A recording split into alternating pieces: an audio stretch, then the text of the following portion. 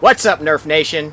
I'm Naptown Nerf, and today I'm bringing you an unboxing and review of the new Nerf Rival Atlas. Okay, guys, let's take a look at this box. These boxes are sweet. I love this raised blaster picture here. This is really cool and shiny and glossy. But anyways, let's see what it has to say here. You got spring action, double shots, so this is going to shoot 2 balls at once. It says velocity is 80 feet per second, so that's a little lower than other Rival blasters. Usually they're advertising 100 feet per second, so obviously it's probably going to be a little less considering it's shooting 2 balls at once. So, anyways, 80 feet per second, and it says 24 miles an hour, whatever that means. Recommended ages is 14 plus, and then it has a little ball here so you can feel it and kind of tell what the ammo feels like. On the back here, it says easy reload, so we'll check that out. It's got a magazine release is right here, this little trigger, and then it has a ready indicator or a priming indicator on the back here. Has a trigger lock, and then obviously has one tactical rail up here on top, and then this is your priming handle. Again, advertising double shot, spring action, velocity. Advertising the blue team and the red team, so pick your side. Today we're opening a red blaster because I kind of prefer the red color in this line over the blue, even though I'm a big fan of blue. So yeah, let's crack into this thing and see what we got. Okay guys, let's crack into this guy. I am super excited about this blaster.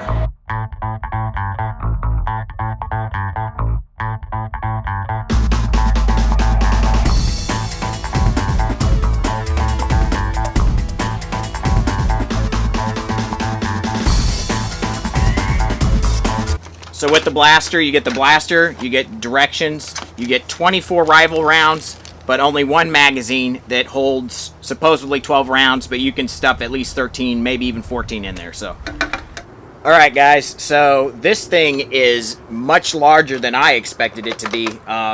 There's no way you're putting this into any holster and running around with it. It's just way too large for that. I mean, you might be able to do it if you had some sort of back holster or something, but other than that, it's not really practical to be a secondary.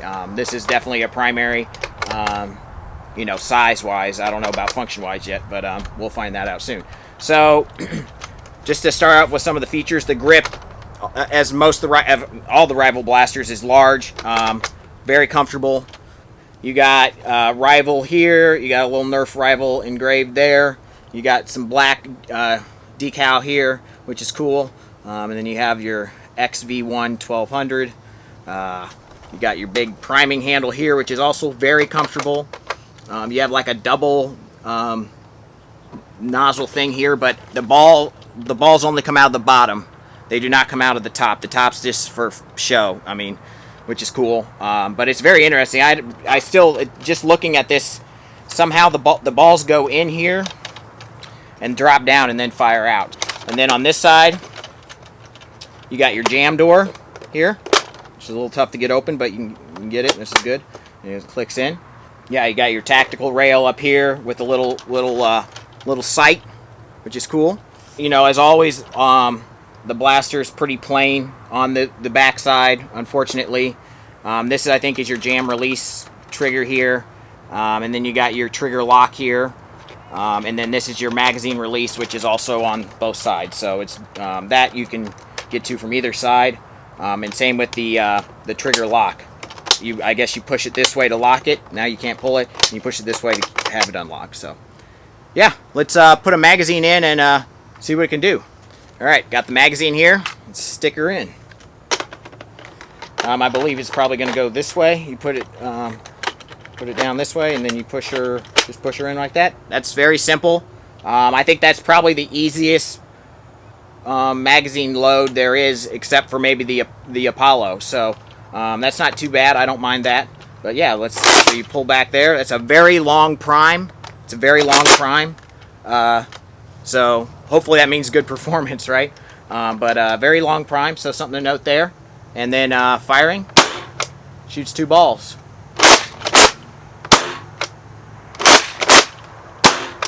I wonder if you can pull the magazine out. Let's see here. That's interesting. How do you get it? get it out easily. Getting the magazine out, not as easy. Let me see here. Maybe I can try that again. I might just take some practice because you kind of have to pull it out. That's a little weird. Let me try that again. Might just take a little practice, but you pushing this forward, but you have to pull this back. And so I guess that's how you do it. You push this forward and then pull back with your finger like that. I'm sure there's going to be way better ways to do it than that, but that's a little weird. But I think once you get the hang of it, it's maybe not going to be too bad. It is ungodly humid out here, guys, so I apologize for my sweat, but I'm doing it for you guys. So, yeah, so let's move that forward again. Now let's see. Now I don't think... Okay, now... Okay, so...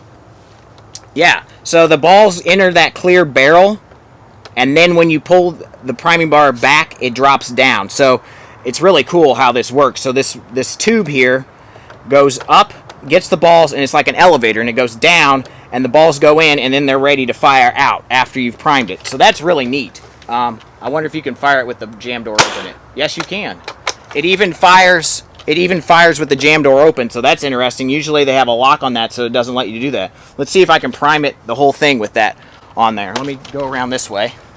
So let's see if I can do this without taking that back. So goes in there like that, then it comes down like this, and the thing goes back, and then you can fire. But yeah, that's really cool how that works. Alright guys, so I'm going to try this again with the jam door open, and so you guys can see the function as close as possible. For some reason my camera doesn't want to focus super well on it, but I'm doing my best. So pulls back, goes up, the balls go in, then you push forward. Okay, now you have to wait for that to click, so I didn't get it quite pulled all the way back there trying to show you guys. But then you goes down, and then the tube comes back and covers the balls, and then it's ready to fire. That's pretty awesome. Okay guys, I'm going to do one more test. I'm going to load just one ball in to see if it'll fire just one. So we'll do that, and so you can see I just loaded one in. I'm going to put it in here. Okay. Now I'm going to turn it around so we can see it load, actually, hopefully. So then we push forward. Oh, I didn't get it. I was already primed. So you pull back there, the one ball, just one ball's in there. Push forward. Fires one ball really well.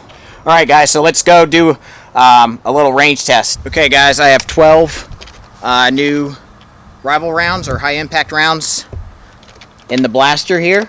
And that sign out there that says Naptown Nerf Club, it's a sign we use at our clubs to let everybody know that everybody's welcome. But I'm using that for a little target today. And that's actually exactly 60 feet away from where I'm firing. So here we go. We're gonna do 6 shots, firing two at once, obviously, flat. And here we go.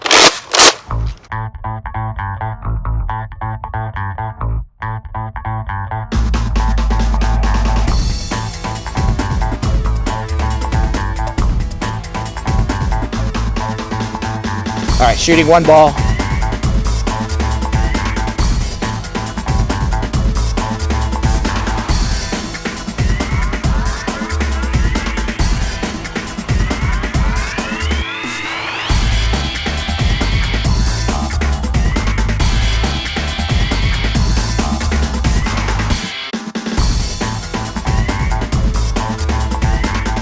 Okay guys, let's give a few final thoughts on the blaster and go over the ranges. I'm shooting 2 balls flat. It's getting probably average 40 feet, 45 feet maybe, which is a little lower than I was hoping.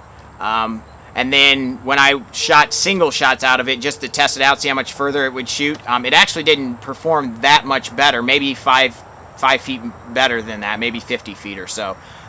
Just shooting one ball. So that was a little weird. I don't know why that is, that it's not shooting one ball a little bit further than that. But anyways, not really practical to load one ball at a time into this blaster and fire it anyways. I just wanted to test that out.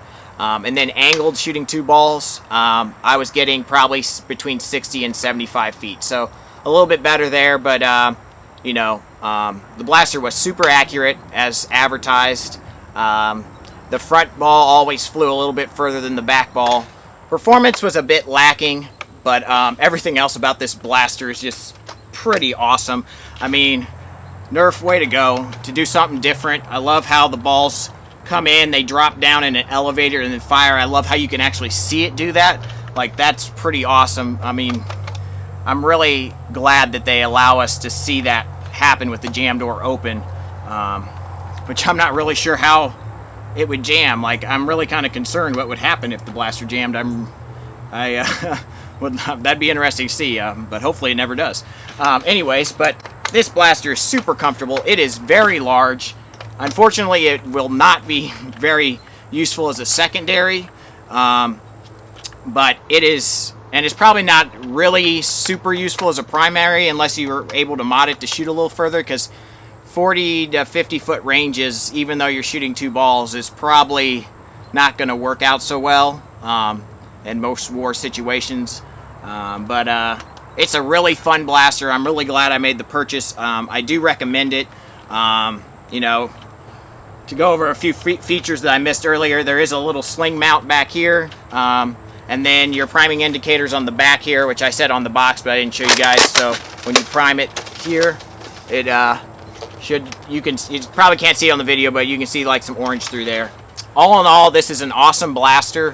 I'm very happy I made the purchase, and I will put a link in the description box below to where you can get this. I found it at Target. I used the DCPI code, I think is what it's called, to find it, and through BrickSeek, and I'll link that in the description below too, so you guys can go find it in your area, hopefully. And with that, guys, I just want to say thank you for watching. I really appreciate your viewership. If you like this video, please like, subscribe, and share. And hopefully I'll see you in the next video. As always, peace out, guys.